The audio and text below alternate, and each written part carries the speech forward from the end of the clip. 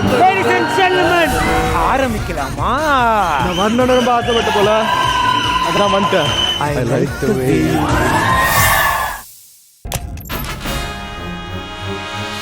அது இந்த ஜென்மத்துல நடக்காது. ஏன் நடக்காது?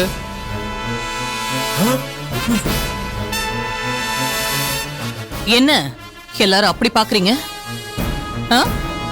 ஒரு குழந்தைய பெத்து கொடுத்துட்டா நான் அவளை மருமகளை ஏத்துக்குவேன்னு நினைச்சீங்களா?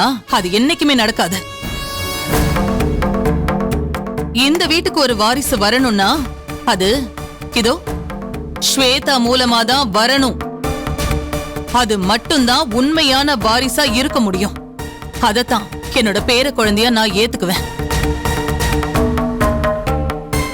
அந்த ஒரு விஷயத்துல மட்டும் சீதாவும் சௌந்தர்யாவும் என்னை ஏமாத்திட்டாங்க. ஆனா என்னோட ஸ்வேதா என்னை ஏமாத்த மாட்டான்னு எனக்கு நம்பிக்கை இருக்கு. அதான் தெரியுமே, இல்ல அவதான் ரெடியா இருக்கா எல்லாத்துக்கும், அததான் சொன்னேன். டேய், நீங்க எல்லாரும் சேர்ந்து என்னதான் இவளுக்கு எதிராக சதி பண்ணினாலும் நீங்க நினைக்கிறது நடக்கவே நடக்காது. என் புள்ள என் பேச்சுதான் கேட்பான். எங்க இருந்த வந்த அவெல்லாம் என் புள்ள மனச மாத்திருவாளா? பெத்த தாயை விட அவ என்ன பெரிய இவளா? சொல்லுங்க. என் புள்ள மதியோட குடும்பம் நடத்தாம இருக்கிறதுக்கு காரணம் என்னன்னு உங்களுக்கு தெரியுமா? அதுக்கு காரணம் அவன் என் மேல வச்சிருக்கிற பாசம்தான். ஏன் பெர்மிஷன் இல்லாம கல்யாணம் பண்ணிக்கிட்டோமேன்னு அவனுக்குள்ள ஒரு குற்ற உணர்ச்சி இருக்கு. அதனாலதான் அவன் அப்படி இருக்கான்.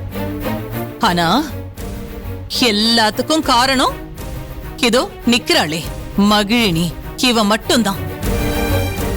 இவதான் ஏதோ சதி பண்ணி என் மகனுக்கு அவளை கட்டி வச்சிட்டா. ஹே மகிழினி, இப்ப நான் சொல்றேன், நல்லா கேட்டுக்கோ. எனக்கு தெரியாம என் புள்ளையோட மனச மாத்தி அவனுக்கு நீ கல்யாணம் பண்ணி வச்சிட்டேங்கிற கர்வத்துல நீ இருக்கலாம்.